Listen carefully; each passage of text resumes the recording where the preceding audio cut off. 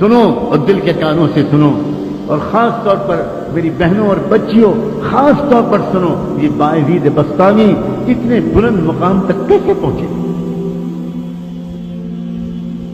ان کے باپ کا بچپن میں انتقال ہو گیا تھا، یہ یتیم ہو گئے تھے، ان کی ماں بیوہ ہو گئی تھی، اور ماں نے بیوہ ہو جانے کی وجہ سے لوگوں کے گھروں میں کام کاج کر کے اپنا اور اپنے یتیم بچے کا پیٹ پالنا شروع کیا تھا۔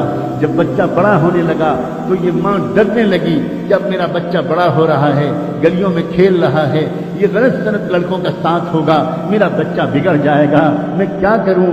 لوگوں سے مشورہ کیا، لوگوں نے کہا کہ دیکھو ایک مدرسہ ہے، وہاں ایک بہت بڑے شیخ ہیں، وہاں جو بچے پڑھتے ہیں وہ بچے اللہ کے ولی بن جاتے ہیں۔ ہمارا مشورہ یہ ہے کہ اگر تمہاری یہ تمنا ہے تو تم وہاں اس بچے کو پہنچا دو۔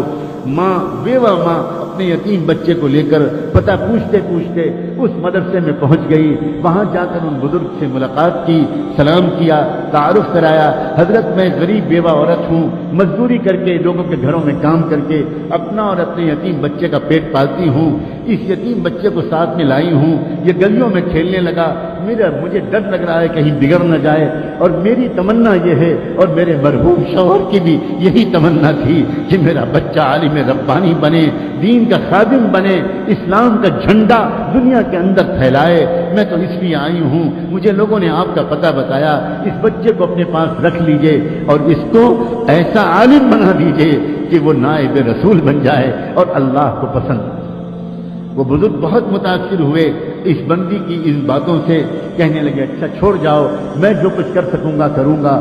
مگر یہی نہیں، جاتے جاتے اس اللہ کی بندی نے ایک ریکویسٹ اور کی، ایک درخواست اور کی، اور کہنے لگی حضرت ایک درخواست اور ہے، یہ بچہ پہلی بار گھر سے نکل رہا ہے، اس کو میری یاد بہت آئے گی، یہ بہت مجھے یاد کر کر کے روئے گا، آپ سے چھٹی مانگے گا، گھر آنے کی اجازت چاہے گا، مگر حضرت اگر یہ جلدی جلدی گھر آئے گا تو اس کا دھیان بٹے گا اور پھر یہ وہ نہیں بن پائے گا جو میں اس کو بنا ہوا دیکھنا چاہتی ہوں، اس لیے حضرت کچھ کیجیے گا، اس کو میرے پاس تو تبھی بھیجیے گا واپس جب یہ اللہ کا ولی بن جائے۔ وہ حیران رہ گئے، وہ شیخ، وہ بزرگ، یہ کیا عورت ہے، اس کی کیا ہمت اور تمنائیں ہیں۔ کہنے لگے اچھا جاؤ دعا سے میری مدد کرنا، میں جو کر سکوں گا تمہارے بچے کی تعلیم و تربیت کے لیے کروں گا۔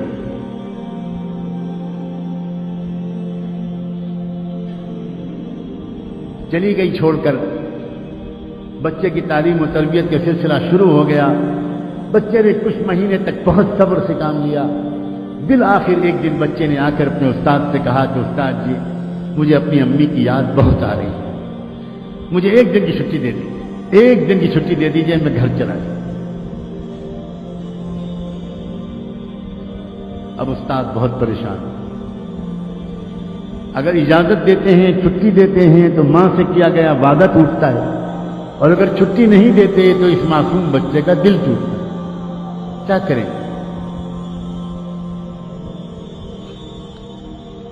اللہ کی طرف متوجہ ہوئے کہ اللہ اس مسئلے کا ایسا حل میرے دل دماغ میں ڈال دیجئے کہ نہ دل ٹوٹے بچے کا، نہ وعدہ ٹوٹے۔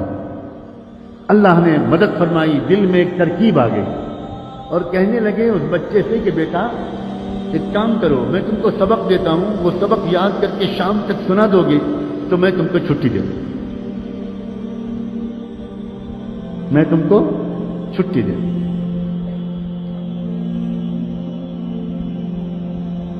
بچہ خوش ہو گیا، جی استاد جی مجھے سبق دے دیا۔ استاد نے سبق دیا اور جان بوجھ کر اتنا سبق دے دیا کہ وہ شام تک یاد ہی نہ ہو پائے۔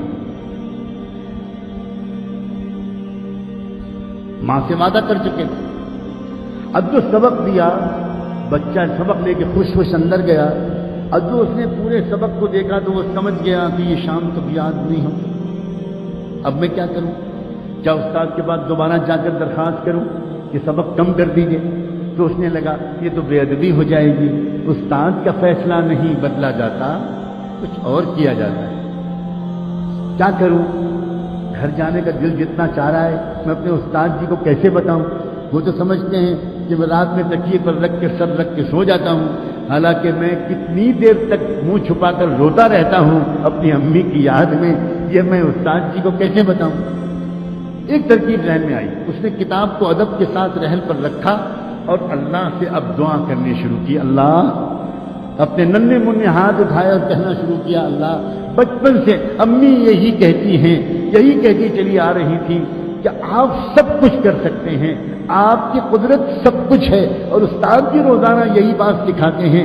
اللہ، آج وہ یتیم بچے کی دعا قبول کر کے اپنی قدرت کو استعمال کر لیجئے۔ اللہ شام تک یہ سبق یاد کروا دیجئے۔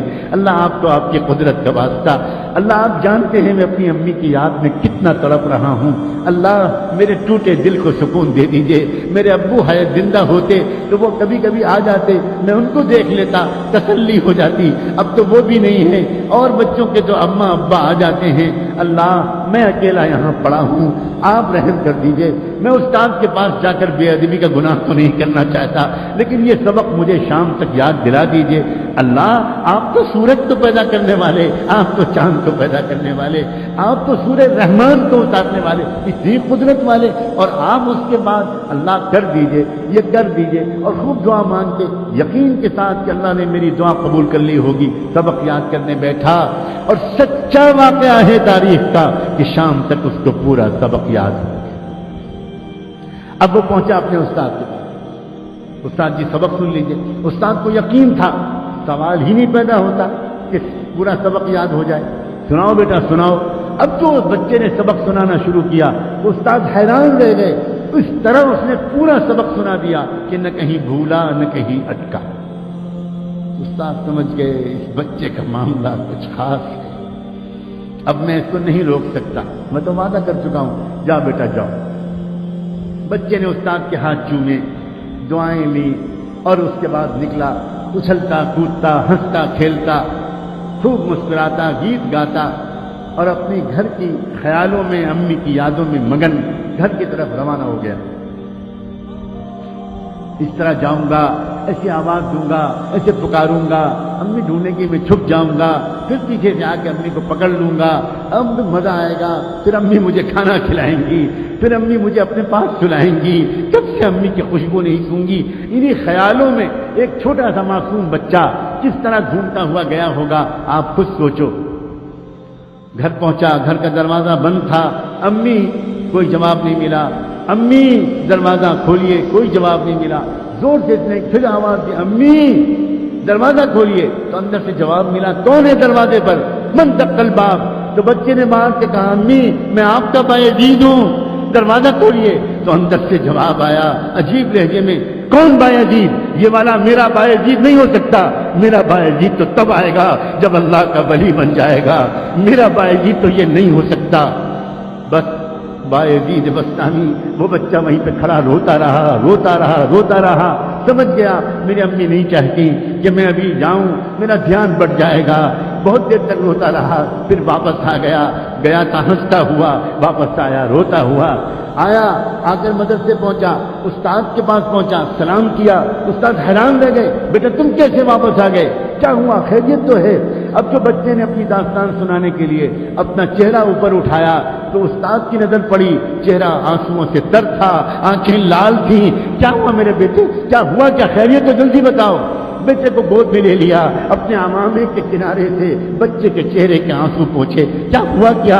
بچے نے کہا، استاد جی آپ نے چھٹی دے دی تھی، میں بہت خوش گیا، ہنستا کھیلتا، دروازہ بند ملا، کئی بار پکارنے کے بعد اندر سے جواب آیا، کون ہے دروازے پر؟ میں نے کہا، امی میں آپ کا بایزید ہوں، تو اندر سے جواب ملا، کون بایزید؟ یہ والا میرا بایزید نہیں ہو سکتا، وہ تو تب آئے گا جب وہ کچھ بن جائے گا۔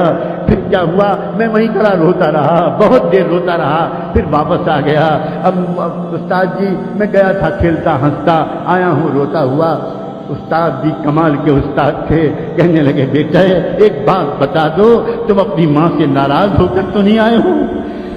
بچے نے کہا، استاد جی میرا دل ٹوٹا بہت ہے، اور میری آنکھیں بہت بہی بہت ہیں، میری آنکھیں بہی بہت ہیں، میں ناراض ہو کر تو نہیں آیا، لیکن میرا دل ٹوٹا بہت ہے۔ لیکن استاد جی اب تو میں آپ سے کہتا ہوں، میں آپ سے ہزار خوشامد کروں، مجھے چھٹی مت دیجیے گا، مجھے گھر نہیں بھیجیے گا، اور بس ایک بات کی آپ سے اور درخواست ہے، مجھے ویسا بنا دیجئے جیسا میری امی چاہتی ہیں، اور ایک اور درخواست ہے، یہ دعا کر دیجئے کہ میری امی بیمار رہنے لگی ہیں، بیوہ ہیں، گھروں میں کام کرتی ہیں، کہیں ان کی زندگی کا چراغ گل نہ ہو جائے، ان کی زندگی میں اتنی برکت ہو کہ وہ مجھے وہ بنا ہوا دیکھ تو لیں جو وہ مجھے بنانے کے لیے اتنی قربانیاں دے رہی ہیں۔ میری امی کی صحت کے لیے اور ان کی زندگی کے لیے دعا کرتے رہیے۔ استاد نے کہا بیٹا میں وعدہ کرتا ہوں میں روز دعا کروں گا۔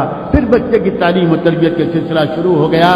اے باپو اور میں ماؤں، اے بھائیوں اور اے بہنوں، دل کے کانوں سے سنو، اگلے 16 سال تک یہ بچہ بایزید اپنی ماں کے پاس نہیں گیا۔ 16 سال تک اس نے چھٹی بھی نہیں مانگی، چھٹی بھی نہیں مانگی، ماں بھی انتظار کرتی رہی، بیٹا بھی انتظار کرتا رہا، استاد بھی دعا مانگتے رہے، لیکن پھر کیا ہوا؟ کیا انعام ملا؟ کاش ہم میں سے کوئی آج یہ ہمت کرے، کاش ہم میں سے آج کوئی اللہ تعالیٰ سے اپنے بیٹے کی ولایت کی دعائیں کر لے۔ انعام جانتے ہو کیا ملا؟ سنو، تاریخ میں لکھا ہے، طبقات الاولیاء میں لکھا ہے، نزہۃ الاولیاء میں لکھا ہے، کتنی کتابوں میں یہ واقعات لکھے ہیں کہ بایزید بسطامی کی عمر جب تقریباً 22 سال کی ہو گئی، 22-23 سال کی، یعنی 16 سال گزر چکے تھے اس واقعے کو، تو اس وقت کیا ہوا؟